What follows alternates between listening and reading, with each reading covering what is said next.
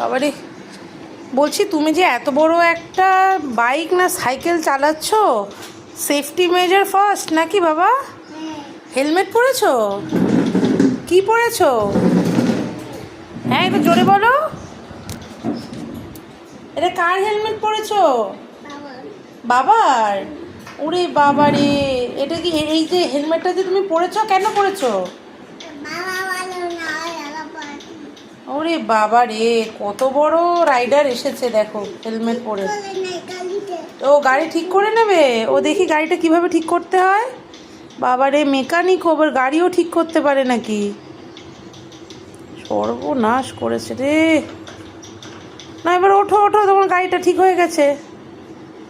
বাবা, বলছি হেলমেটটা ভারী না তো সোনা? হেলমেটটা ভারী না তো?